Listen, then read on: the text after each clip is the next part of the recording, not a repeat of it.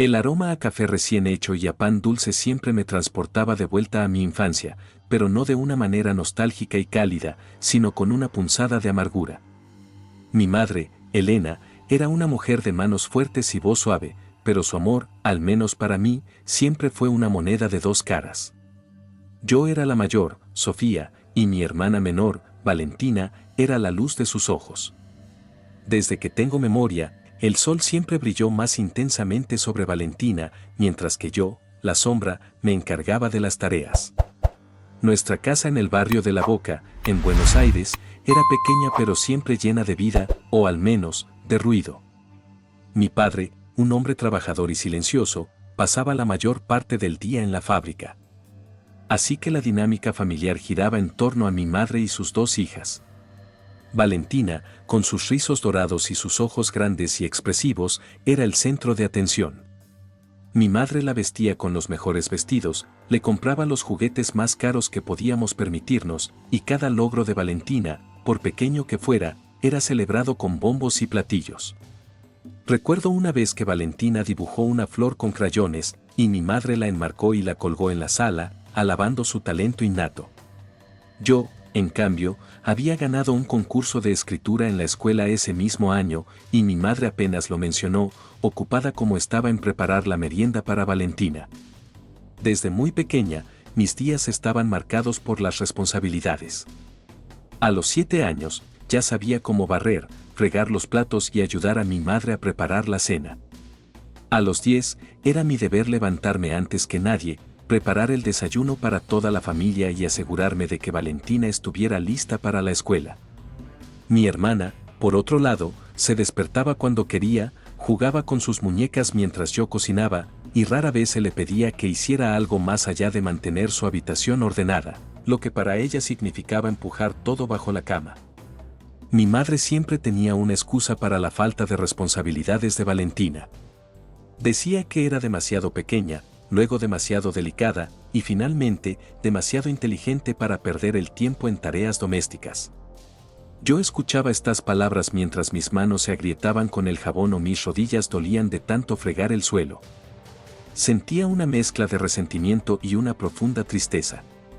Lo que más anhelaba no era la libertad de jugar, sino una palabra de reconocimiento, una mirada de orgullo de mi madre. Pero esa mirada siempre estaba reservada para Valentina. Mi vida social era casi inexistente.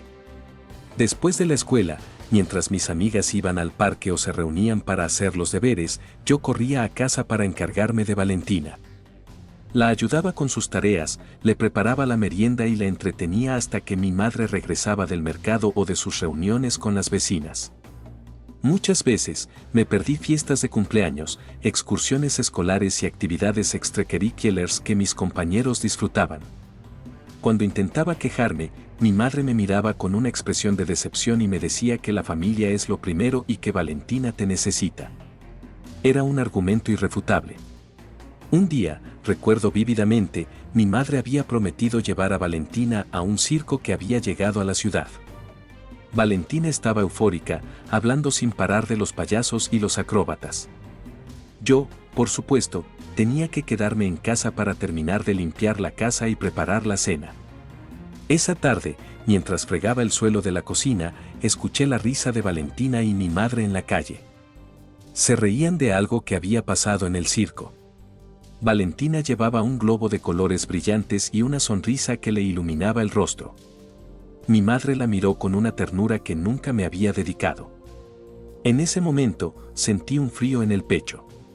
No era envidia por el circo, sino por esa mirada, por ese amor incondicional que ella recibía y yo no. El resentimiento creció dentro de mí como una mala hierba.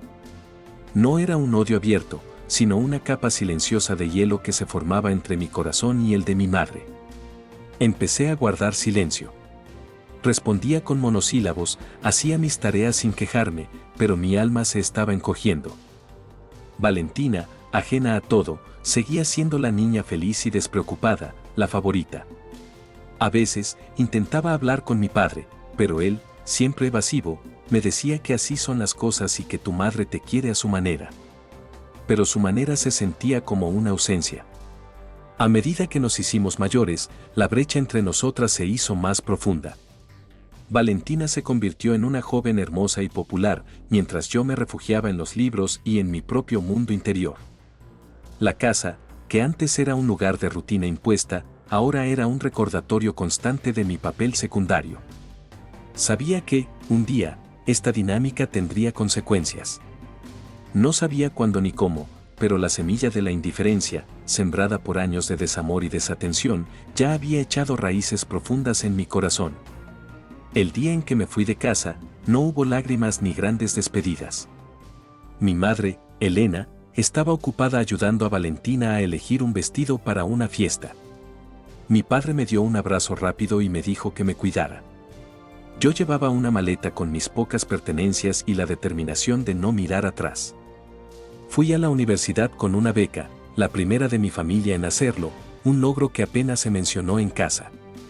Mientras Valentina se divertía y mi madre la protegía, yo trabajaba de mesera para pagar mis gastos, estudiaba hasta altas horas de la noche y construía una vida que no dependía de nadie. La distancia física se convirtió en una distancia emocional. Las llamadas a casa eran breves y llenas de un vacío incómodo. Mi madre siempre preguntaba por mi trabajo, por mis notas, pero al final, la conversación siempre volvía a Valentina.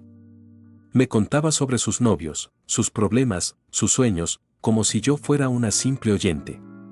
Yo escuchaba con una indiferencia que me había costado años perfeccionar. Me decía que yo era demasiado seria, demasiado fría, que debería aprender a ser más abierta como mi hermana. Pero yo sabía que mi seriedad y mi frialdad eran armaduras que había forjado con los años de desatención. Mi vida floreció. Me gradué con honores, conseguí un buen trabajo en una firma de arquitectura y me mudé a un apartamento en un barrio céntrico, lejos de la casa de mi infancia. Tenía éxito, independencia y una sensación de control que nunca había tenido. Mi mundo estaba ordenado, planificado y, lo más importante, era mío. Mi padre, en sus llamadas, me decía que estaba orgulloso de mí, pero su voz siempre sonaba apagada, como si estuviera hablando de algo que no entendía del todo. Mi madre, por su parte, me llamaba cuando necesitaba algo. Cuando el horno se estropeó, cuando tenía que llevar a mi abuela al médico, cuando Valentina necesitaba un vestido nuevo.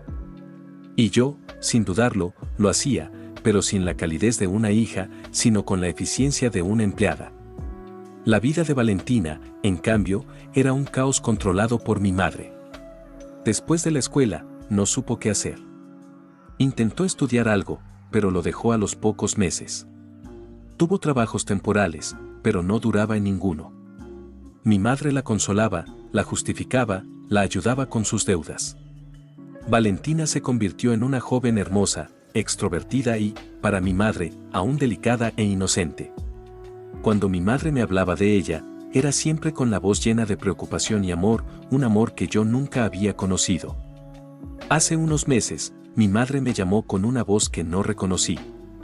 Era una mezcla de pánico y desesperación. Me dijo que Valentina tenía problemas serios. Que había tenido una mala suerte con un negocio que había intentado montar. Me dijo que necesitaba una cantidad considerable de dinero para saldar una deuda urgente. Yo, que siempre había sido la solución a los problemas de mi familia, sentí un nudo en el estómago. La cantidad era grande, pero yo podía pagarla. Pero la voz de mi madre, en lugar de sonar como la de una madre que pedía ayuda a su hija, sonaba como la de alguien que exigía un derecho. Le pregunté qué clase de negocio había montado Valentina. Mi madre se puso evasiva. Me dijo que no era importante, que solo era una pequeña inversión que había salido mal. Le pregunté quién era el socio. Me dijo que era un amigo de su novio, un hombre llamado Carlos. El nombre me sonó familiar. Pero no pude recordar de dónde. Le pregunté por qué Valentina no podía pagar la deuda a ella misma. Mi madre me dijo que Valentina no tenía dinero y que la deuda tenía que ser pagada de inmediato, o las cosas se pondrían feas. En ese momento, sentí un frío en mi corazón. No era por la deuda, ni por la situación de Valentina. Era por la voz de mi madre. La misma voz que me había dicho que Valentina era demasiado delicada para hacer las tareas, ahora esperaba que yo, la hija fría y seria, la salvara. Le dije a mi madre que lo pensaría. Y colgué. Sentí una oleada de viejas emociones, el resentimiento, la injusticia, el abandono.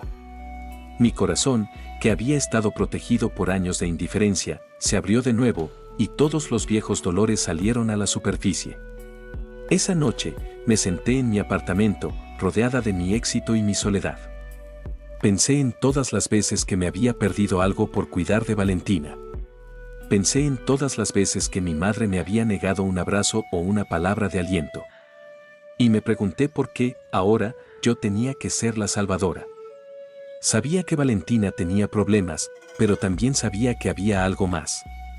La voz de mi madre no era solo de pánico, era de miedo. Y el nombre Carlos me resonaba en la cabeza como un eco. No podía simplemente entregar el dinero. La voz de mi madre, el nombre de Carlos y la evasión de los detalles me habían puesto en alerta.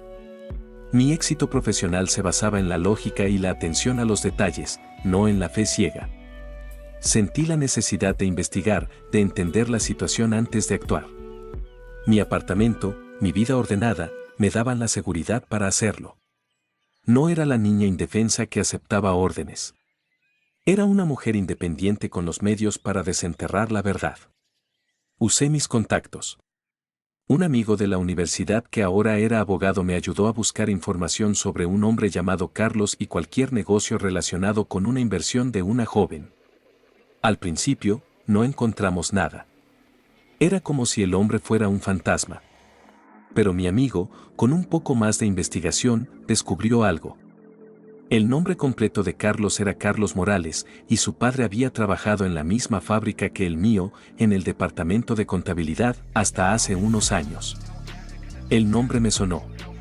Recordé vagamente al hombre, un tipo callado que a veces venía a la casa a hablar de trabajo con mi padre. La conexión me puso nerviosa.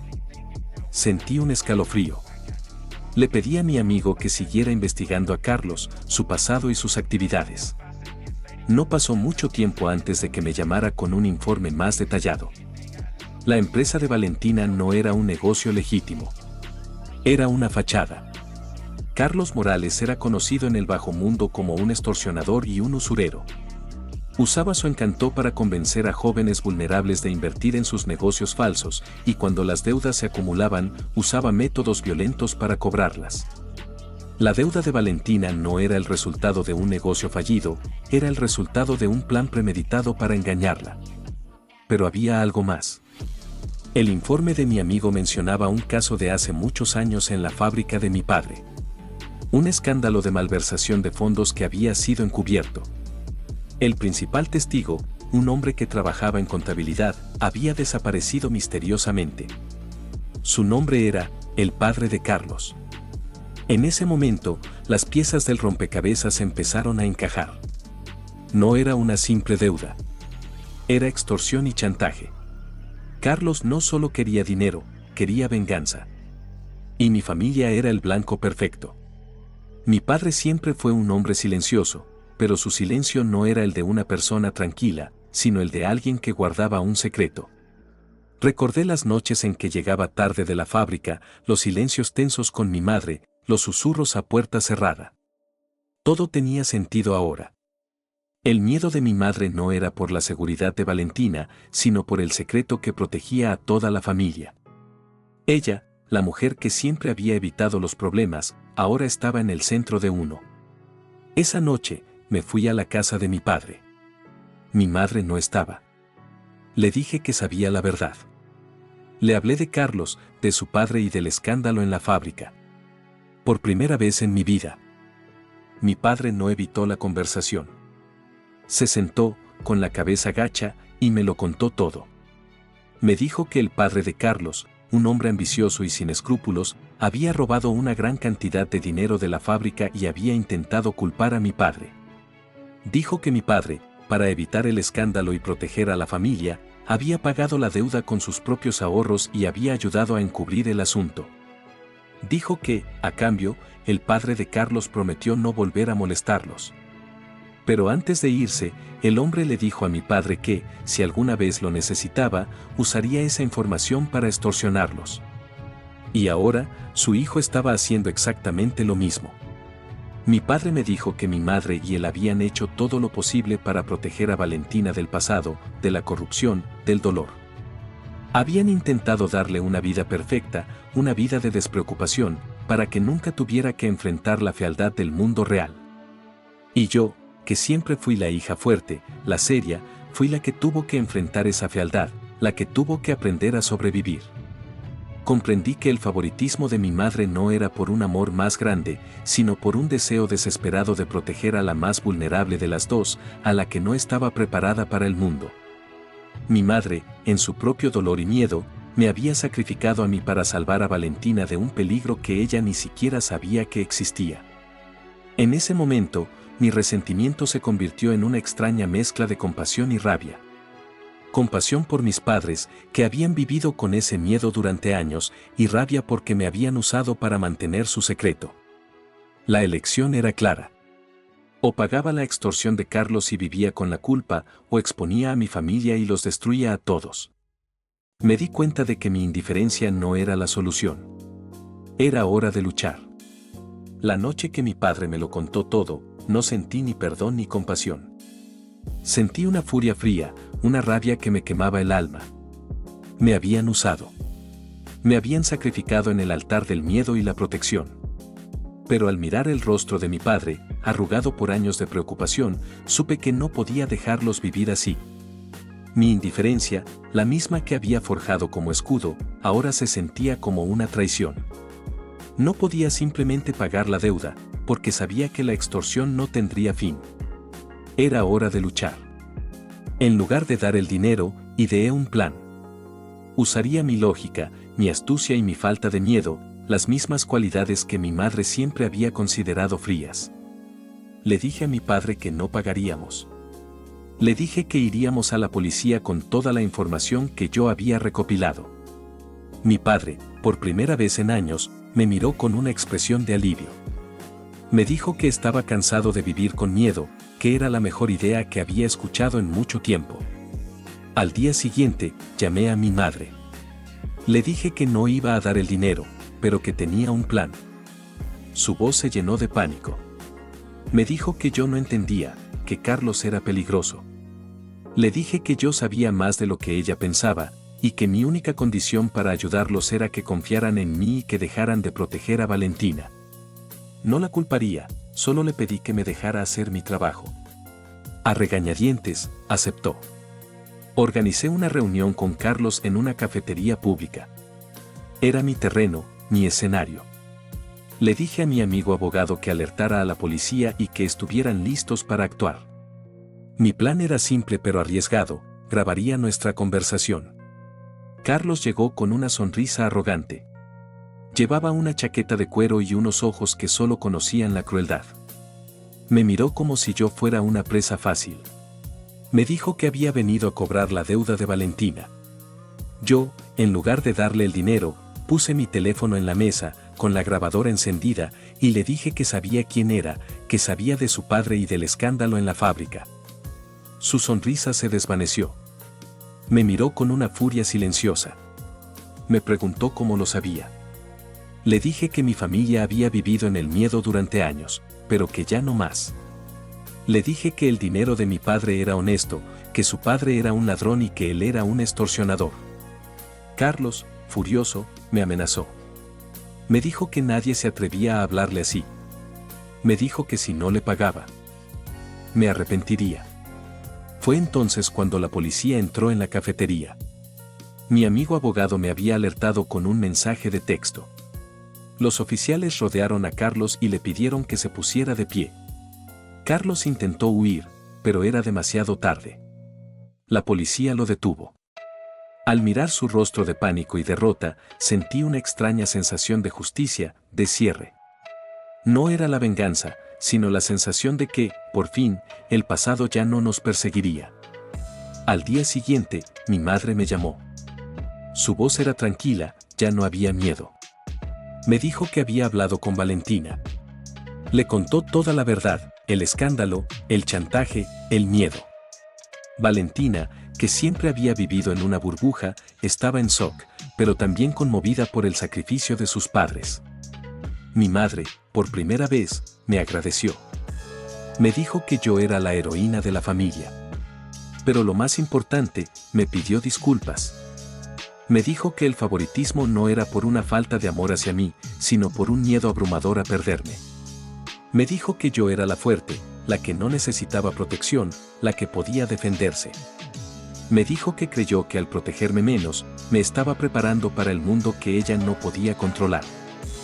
Dijo que su amor por Valentina era un amor de lástima, un amor de miedo, mientras que su amor por mí era un amor de orgullo. Sus palabras no borraron los años de dolor, pero las cicatrices ya no ardían. Por fin, después de toda una vida, sentí que mi madre me veía por lo que era, no por lo que ella necesitaba que yo fuera. La casa de mi infancia, que antes era un recordatorio de mi soledad, ahora se sentía como un lugar de sanación. Mi padre, ya sin el peso del miedo, se convirtió en un hombre más alegre. Valentina, con el corazón roto por la traición, pero ahora a salvo, empezó a trabajar en un negocio de verdad, con la guía de mi padre. Y yo, que siempre había estado fuera de la familia, me sentí parte de ella. No como la hija que hacía las tareas o la que pagaba las deudas, sino como la hermana que salvó a su familia.